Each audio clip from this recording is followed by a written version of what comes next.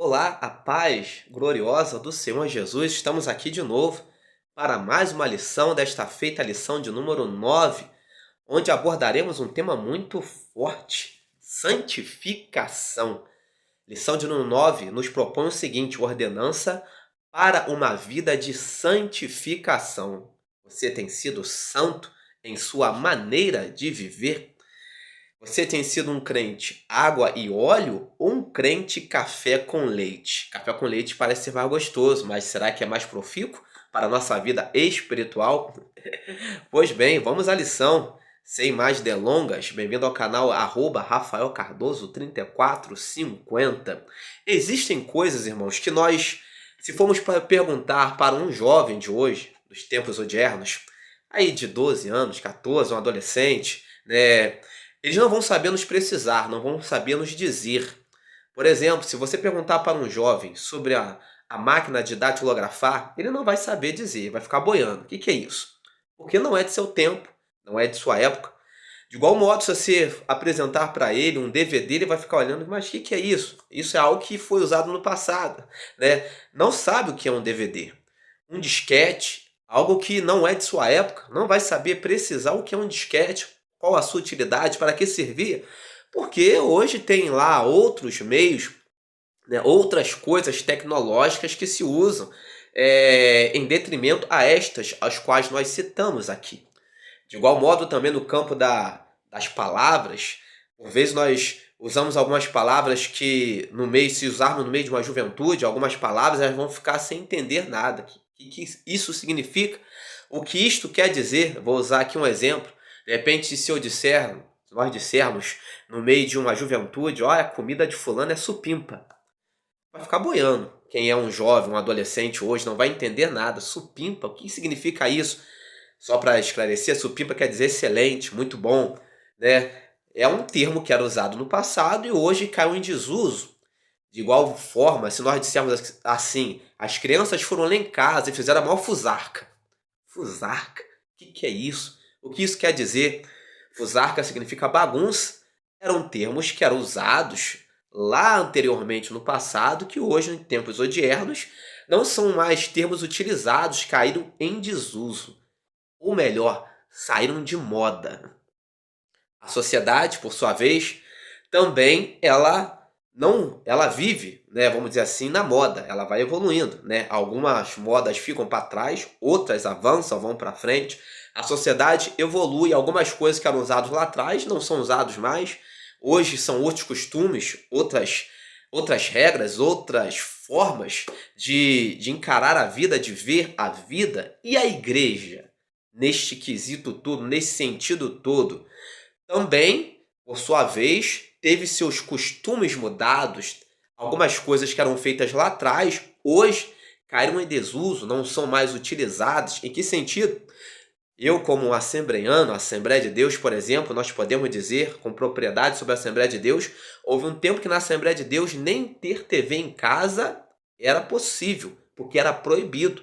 Hoje houve-se uma evolução, houve-se um entendimento e hoje todo mundo tem TV em casa. Quem é que não tem a sua TV dentro de casa? Cortar cabelo para a mulher era tido como pecado. Homem usar cabelo comprido era tido como também algo muito errado.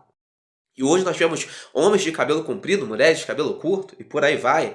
Ir à praia era um pecado inquestionável. Era proibido um crente da Assembleia de Deus ir à praia muitos anos atrás. Não tem nem tanto tempo assim, mas alguns anos atrás. Bateria na igreja, impensável, era coisa do cão. Hoje, toda a igreja tem uma bateria lá, a sua bateria, os bateristas estão lá e são a bênção nos ministérios de louvor das igrejas, maquiagem, mulher não poderia usar maquiagem, e uma série de outros costumes, uma série de outras coisas. E onde nós queremos chegar com isso tudo? Costumes mudam, tudo muda. Mas existem coisas no Evangelho que não podem mudar. E hoje nós vamos estar tratando sobre um tema muito sério, muito profícuo, que é a santificação. É algo indelével. A moda passa, os costumes passam, mas existe algo que não pode passar, que a Bíblia diz: sede santos, o Senhor Deus diz, porque eu sou santo. Então é algo indelével, é algo permanente, é algo que não passa. Que não passa. Pode passar os céus e a terra, pode passar a moda, pode passar, os costumes podem passar, mas a santificação é algo que não pode passar. Para não ficar apenas em nossas palavras, vamos estar lendo o texto áureo desta presente lição, que está baseada em 1 Tessalonicenses, capítulo 4, versículo 3, ao qual nos diz: porque esta é a vontade de Deus, a vossa santificação, que vos abstenhais da prostituição. Os textos de referência estão baseados lá, ou leitura em classe, estão baseados em 2 Coríntios, capítulo 7, verso 1, bem como 1 Tessalonicenses, capítulo 4, verso 7, bem como 1 Tessalonicenses, capítulo 5, verso 23. Você vai estar lendo aí a sua Bíblia e vai estar meditando, paulatinamente em sua casa. Pois bem, o que significa ser santo? Santificação. O que é ser santo? Nós entendemos que ser santo é ser separado. Nós entendemos que ser santo é ser sem mistura. Neste quesito, que tipo de crente nós temos sido até aqui em nossa vida espiritual?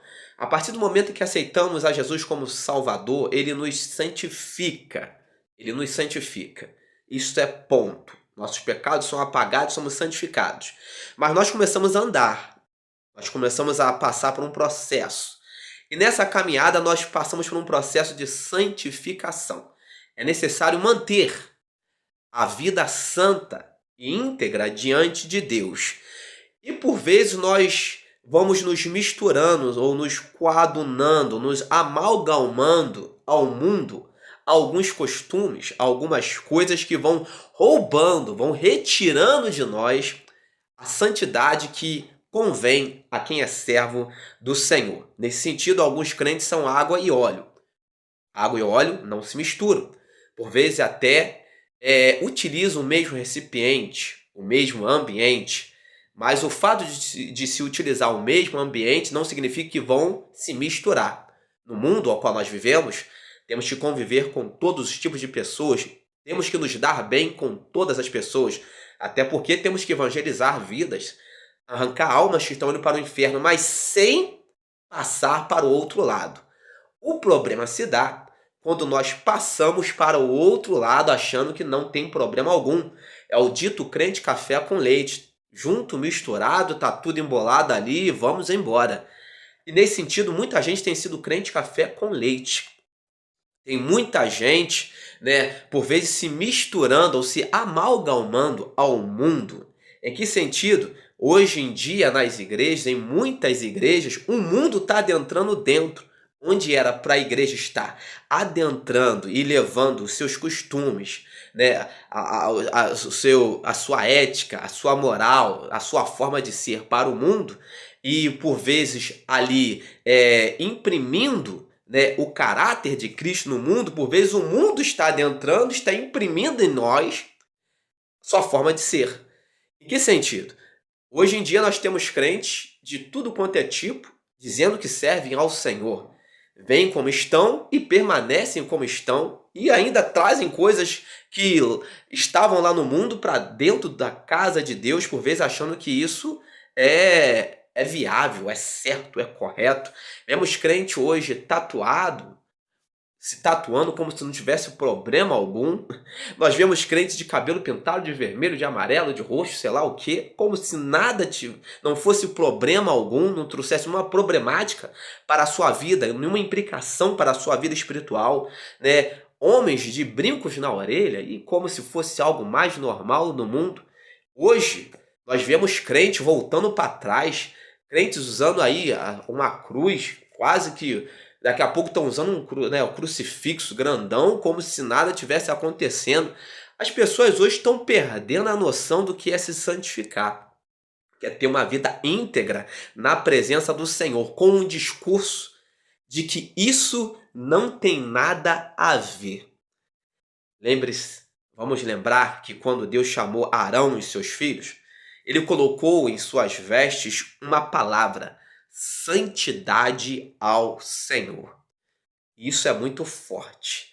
Ser separado para Deus significa estar sem se misturar com o mundo, embora vivendo no mesmo recipiente, no mesmo mundo, poderíamos por assim dizer, não se misturando, tendo uma vida santa. E isso perpassa a tríade do nosso ser: corpo, alma e espírito.